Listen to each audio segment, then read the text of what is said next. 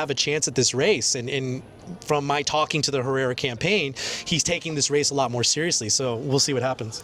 One other Please. one other wrinkle of that is there is a third candidate. He's a former congressman. Kiko Canseco is running, and I don't think he's going to win. I don't think he'll make the runoff. But that is a different kind of poll than we see from a lot of third level candidates, and that could push it to a runoff where it otherwise wouldn't. And frankly, I think we probably will see a runoff. But that's something that didn't exist last time, and it still went to a runoff in 24. That gives more time for the media cycle to be able to catch up with that Tony Gonzalez story, potentially. Before we leave Crenshaw, I assume you guys saw the thing today with his staff from the Wikipedia thing. Oh, yeah. So we published a story today. So Crenshaw, on his finance reports, he's paying a company called SEO 411. That company is owned by a woman named Elizabeth Guest, and she has a Wikipedia account that she has enough credibility. So on Wikipedia is like crowdsourced. Like, it's not, the people can go in and add edits and changes and information to it. In order to do that and for those edits to be accepted, you have to have a certain credibility, right? And you build that up by adding edits over time, and you build up like a credibility score, and then when you add an edit to something, that's ranked higher. So she's built up a pretty decent credibility score. We found out that she was going in and she got hired by the Crenshaw campaign to do webmaster work, was what she said. But we found out that based on her user profile that she was going in and editing Crenshaw's Wikipedia to make certain things look better, and she was adding comments in there and edits to Steve Toth's Wikipedia to make him look worse, which, like, there's nothing illegal about that. It is dirty, and you can argue it's unethical, but it's completely legal. But it was funny, like, the edits ended up getting removed for being like false, and then she got hit with something on Wikipedia for having a payment conflict of interest, which is true. Like, you're editing stuff on Wikipedia, but you're being paid by the campaign. That's kind of right. And I actually called her last night to get comment from her, and she initially claimed, no, I didn't make those edits at all. And then pressing her a little bit, she was like, well, I don't remember making those edits. And then pressing her a little bit more, and then she's like, well, my password's really weak, and it's possible that somebody hacked into my account and did that.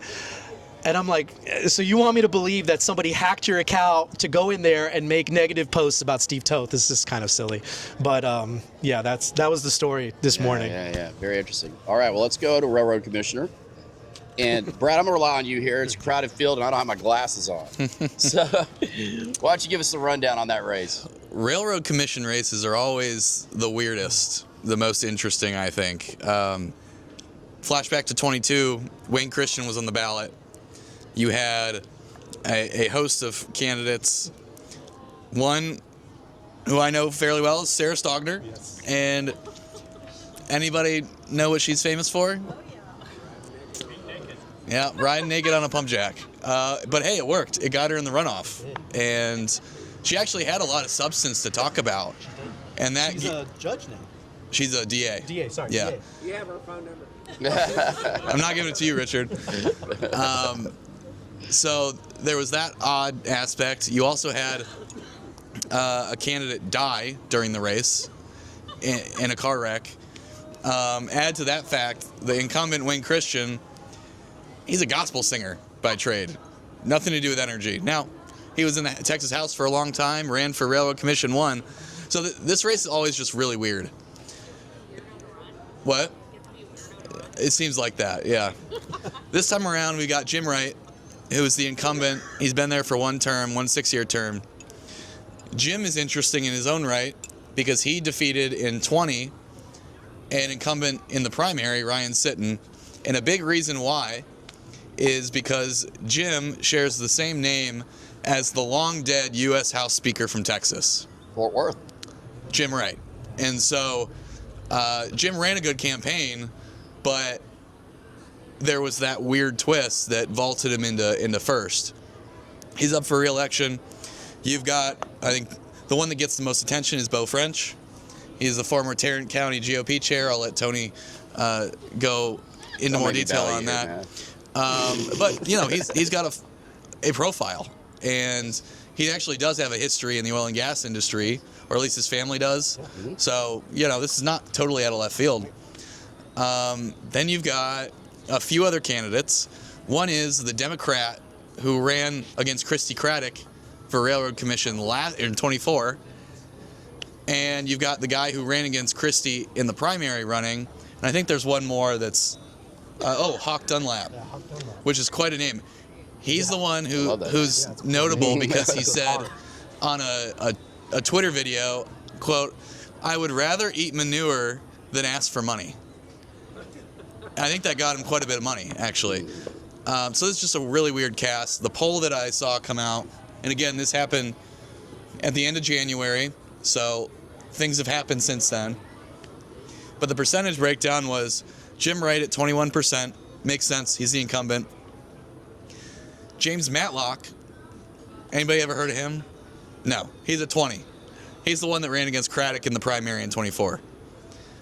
Then you have the Democrat in the race, Catherine Colbert at 8%. Then Beau French at 6%. And then Hawk Dunlap at 2%. So, I mean, clearly there's a ton of undecided. This thing's going to shift a lot. I don't know who's going to get in the runoff, though, with Wright. French probably has the money coming in that the others don't. And I'd probably give it to him that he makes it. But that 6% is a long way to go. So that race is just weird. It's going to continue to be weird. I'm going to be nice. By the way, is it true that Jim Wright had given money to Democrat candidates in the past? I think so, yeah. He was a business owner, so you see that a lot more, but, that's still going to be used against him, right? And turnabout's fair play, right? Mm-hmm. The other thing with Wright is I think he was the spearheader of one of the more environmental regulations that the commission passed. He'll argue that it was the right thing to do, and I don't think he's going to back down from that. But it's being used against him in the campaign too. But in a runoff and right now, nobody's paying attention to that. Right.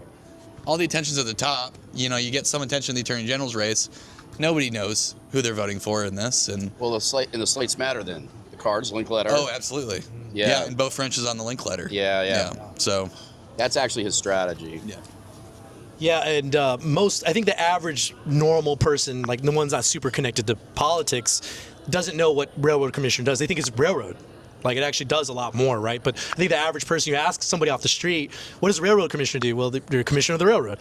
They don't know that there's more to it. And so, these candidates have tried to highlight themselves by talking about different issues. Like Beau French, his issue is he's running for Railroad Commissioner to stop Islam. And DEI. Oh, and DEI. I'm running for Railroad Commissioner to stop Islam. And you can argue whether that's effective or not, right? And online, that's a really hot topic right now on social media, talking about Islam. There's a bunch of celebrities have recently popped up for talking about Islam. I think one of them is like this Kaylee Campbell girl that's gone viral, this blonde girl who, if you look into why she disappeared for several years and all of a sudden came back, it's very interesting.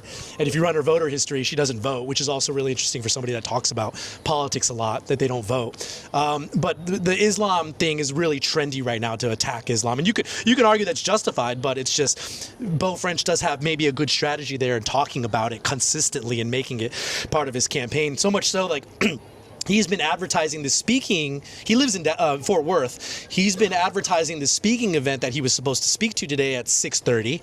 That's in Houston, and he found out an hour beforehand that it's hosted at a mosque or an Islamic center. So it's like, how did you not know like where it was being? It seems kind of irresponsible, but whatever. Anyway. Yeah, so personal disclosure, I went to college with Beau. And we chewed the same dirt in Tarrant County, the GOP. And I'm not campaigning. I'll just say this, Beau was the chairman of the party in Tarrant County in a cycle where for the first time in years, Tarrant County expanded margins across the board, 2024. And so, but with you guys, that's a tough one. The guy that's got the job now, of course, has the day of my dad. Wasn't there like an Eddie Murphy movie like that? Jeff Johnson, the name you know? Remember that? The candidate or whatever? Well, anyway, it just reinforces the point. Name ID is a lot It's just huge, and it's what Wrights is suffering from, right, or REITs, and it's particularly statewide. Back to your point earlier, Brad, about Don Huffines having a structural advantage, having him run a gubernatorial, and those billboards were pretty entertaining if y'all saw them up and down I-35. Let's go to, tell you what, let's do a little curveball here. We got a few minutes left. What races are you guys, other than the big ones, what races are you guys following most closely or find the most interesting? I think up in DFW, it's certainly HD 98. That's Fred Tate versus Armin Mazzani. That's become a proxy fight over tort reform, and I'm not going to go into all the details because I don't know if anyone really cares. But it does matter a lot in terms of the money that is coming in. And there is a huge political fight in Austin over that policy issue, and that has spread out into these electoral races. Those two are slugging it out. They're like killing each other on the air. Yeah, one's a TLR candidate. Yep. And a Sands candidate. That's Fred. Well, no, I don't think no, actually not. Sands is not they haven't given for voice. for Tate. Yeah, we may want to double check that one. He denied in a public forum that he was not taking the campaign finance report. Showed some donations. I know Sands was pretty pissed at Fred Tate right now, so I don't think Okay. they're backing him. Well, Sands is but missed on a few candidates Did so you get a far. Patriot fact check? TLR is certainly backing Fred Tate, and the personal injury attorneys are backing Armin Mazzani. Lots of money is being spent in that. Another one is Ken King out in the Panhandle. TLR was going after a lot of House incumbents, and they wanted retribution for what happened to their policy last year. They realized that the polling was not in their favor at all, and no matter how much money they spent, they probably were not going to take out Mark LaHood or Mark DeRazio in San Antonio. So they moved resources elsewhere. Well, it also caused resources that were going in to defend Mark LaHood to move elsewhere. And now we're seeing money that wasn't going into HD 88 up in the Panhandle going in. And Ken King actually has a tough primary for the first time in many years. And so there's a lot of ads being spent. It's really cheap media up there, so money goes a long way. Not like DFW, I can tell you firsthand. Absolutely. So I don't think they'll get him. From what I'm hearing, polling suggests he'll survive, but he's still sweating it out. And he actually has to run a campaign, which he didn't have to in 24. He was opposed to school choice, but Abbott did not go after him. So those are two I'm watching right now. Oh, there's another one in Galveston. Terry Leo Wilson and Nathan Watkins. That one is a Sands casino proxy fight. Sands is going after Terry Leo Wilson. I think they think she's vulnerable. I don't know how vulnerable she actually is. But there you have TLR backing Leo Wilson and Sands backing Watkins. How does that turn out? I don't know, but a lot of money's being What's spent. the latest polling that you've seen on 98 showing? I have not seen any polling in 98. I don't know if they've done it. I'm sure the camps have done it. Have you seen any? I have it. Okay. Yeah. I think it's a crapshoot right now. And does but- everybody understand the dynamic with Sands and Adelson's this particular cycle? You want to explain Yeah. it real quick, Brad? Las Vegas Sands is in year 4 or 5 of trying to legalize gambling in Texas, and they've come in, they've bought up basically every lobbyist in Austin, gotten them on their side, and are trying to blitz the legislature. It hasn't worked yet.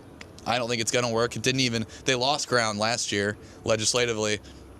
So now they're trying to claw some momentum back. They got killed in SD9 in that special election in November. And this is the same family that owns Dallas Mavericks, by the way. Yes. It's a big topic in Dallas, of course. And a lot of people are saying, maybe some of us are Are hearing. you saying, Chris? Are you saying? Maybe some of us are hearing firsthand that, like, if it's a massive fail again this election cycle, that they may take the Mavericks and hit the road. There was some reporting that Mark Cuban was looking at buying back the Mavericks. So I think it's TBD on that. And I don't think they could still maintain a footprint here and sell the Mavericks. But I think the investment would be much less appealing to them if they don't have the basketball Yeah, team to take a go with slower it. roll. Yeah. Yeah. Any races you're on? I'm watching the Collin County races. So HD 67, that's Jeff Leach and Thorson, Matt Thorson.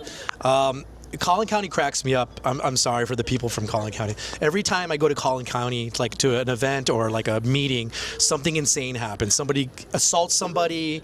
Some of the police get called. There's threats. Like Collin County is insane. The GOP. And yeah, they're nuts. When I appreciate that as somebody who writes gossip and trash, like I appreciate that they're like that. But the Collin County GOP consistently has beef with their representatives. So their beef with Jared Patterson, with Matt Shaheen, with Jeff Leach, like they don't get along. And the Collin GOP continues to throw goofy candidates at these guys, hoping that one will stick and they'll win, and it doesn't work. So this cycle's goofy candidate is Matt Thorson, who recently got hit for having like 3 bankruptcies. He's like as tall as me, and it's just not going well, and it's not going to turn out well, and he's going to be a victim of the algorithm as well. I don't even think the algorithm is on his side. And then you've got Jared Patterson, which like. Patterson's interesting, and these are my opinions.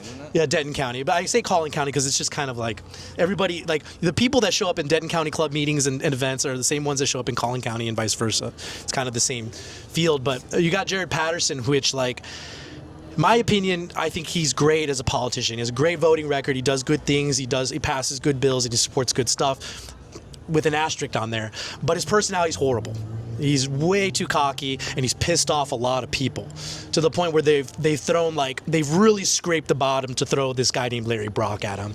And this guy's a J6er, and that's another issue. And you can argue whether that's an issue or not. But like, there's literally testimony where he talked about wanting to kill police officers. He wanted to poison gas them. I think that plays well in a Republican bracket. Yeah, the Police Officers Association has literally come out for Patterson because of it. He's got a bunch of he's back on his taxes.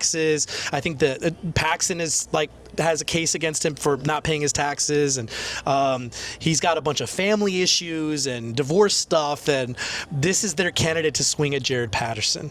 And if I'm Patterson, I'm like super excited about this because he's giving me a reason to raise money, and it's going to be a big FU to the Denton County GOP. Like, you've thrown this guy at me and he's going to lose. So I don't know what they're thinking with this guy, but the county GOP and the grassroots seem to think that throwing a guy who wants to kill police officers is going to defeat Jared Patterson. And I just don't think that's going to play out well. But I am watching those races because they're funny, not because they're serious. Yeah. We have just a few minutes left. How about any races we didn't cover that y'all like to hear about? CD9. That's a fun one. You've got State Rep Briscoe Kane, Right. former candidate for Harris County Judge Alex Mueller. You also got another former congressman, Steve Stockman, who I think is going to affect this race. I don't think he will make the runoff, but he is affecting it. Then you have a bunch of other candidates too. But really, the 2 top ones are Kane and Mueller. They're killing each other on TV right now. Club for Growth, as we mentioned earlier, came in for Mueller. They are running a very... Club is known for running comical, heavy-handed, but oftentimes effective ads, and they're doing that in CD9 against Briscoe. I've also heard chatter that Mueller's really close to getting a Trump endorsement. I don't think Club is the catalyst for the Trump endorsement. I think Club is an early sign of the Trump endorsement. Polling that just came out today from actually Club, it showed Mueller at 29, Briscoe at 25. Clearly in a runoff. We'll see where it goes. I wouldn't count Briscoe out yet, but clearly Mueller has the momentum. Yeah, I think before Mueller announced that she was getting in, this would have been something that Briscoe just walked into. Like, he just would have won. And he would have, I'd argue he deserved it. I think Briscoe's a phenomenal rep. He's incredibly smart. He's got great values. He's Always top 5 in like the Mark Jones. Briscoe's phenomenal. And I don't think there'd be very few grassroots that, if they were being serious, would disagree with that. But yeah, Mueller's come in. She ran for, Harris County Judge. but lost, and she's got a lot of support. And I think Briscoe's sweating that a lot, and I think it's stressing him out. So we'll see how that race goes. The other thing I'll mention with that race, Mattress Mac was a big folk hero Yeah. missionary. He endorsed Wheeler. He also endorsed Toast, I think, yesterday. Right. So yeah, okay, go ahead. Yes. We got time for two more. I'll defer. Yeah. I'll take you back to your favorite county, HD 89. Ooh, that's a sleeper. Yeah. Who's her opponent in that again? Jeff Forrester. Right. And there's another one, isn't there? Isn't there 3 candidates? There is. Ready America. Yeah. Noble. Oh yeah. All right. Right. Freddie America. Yeah. America's interesting, man. We're recruiting the best in Hollywood. Yeah, America. His Facebook's just really goofy. I don't know. I don't even want to get into it. It's but Noble ran against, it was Abraham George last cycle, and he lost, and then he became chair, and now he's running for chair again. We could talk about the chair race coming up. That's Yeah. great, RPT chairman race. But yeah, I don't see Noble losing that. Do you? Like, yeah, no, there's no way. I don't. That's not really an interesting race just because she's not going to lose that. So there was a House leadership meeting a couple weeks ago. Plug for my outlet. We exclusively reported on it. So if that kind of thing is interesting to you, go to TexasBullpen.com and subscribe. But there was a speaker meeting with his chairman, and they listed off 15 races that they're watching. There were some obvious ones that they're at least somewhat concerned about. Stan Kitzman, Angela Orr down in Waco. But then Candy Noble was on it, and she was like third. So they are concerned, and that tells you something. I think, like I said earlier, where I think the cycle's moving back, it's reverting to the mean. I think that means she'll be okay. And also, Forrester doesn't have the backing so far that Abraham George did in 24. So I think she'll be all right, but leadership is watching, and they're not taking that for granted. We have one more. And I think this will be the first time y'all are both going to be like, what? That's the first time we've ever been asked that. And I'll defer. You can kind of go from a high level, maybe not an actual race. And then I'll defer the rest of the time into the chair, the board chair. That would be a good one. State Board of Education. Oh man, that's not my wheelhouse. I don't think. I mean, we reported Brad on. knows all. Yeah, Brad's gonna definitely. Brad can speak at this at a much more intelligent level than I could. But we reported on one candidate who, his wife went on and interviewed that he was closeted. Like, this guy was married with, I think, kids. No, maybe no kids, but he was married, and his wife went on this huge Facebook post filing for divorce and was alleging that he did have kids, alleging that he was gay secretly, and like the kids had caught him being we have kids here, like was railing his boyfriend, like his daughter had caught him or something, and she was filing for divorce. And like, I don't watch SBOE races. They're boring for me. There's generally no drama. But then I watched a YouTube video of him I was like, that guy is gay. Like, I don't know how the wife didn't pick that up, but I was like, that dude's gay. But for somebody who could speak at it intelligently, please. None of the races are in play in November. If it's a Democratic seat, the Democrat will win that. If it's a Republican seat, the Republican will win that, because the redistricting has made them so short up. So that's not really a factor. There are, I think, 3 open seats. One is, I think, particularly notable. The LJ Francis seat is notable. That's not an open seat, but I think the additional intriguing part there is Senator Adam Hinojosa's wife is running for the seat.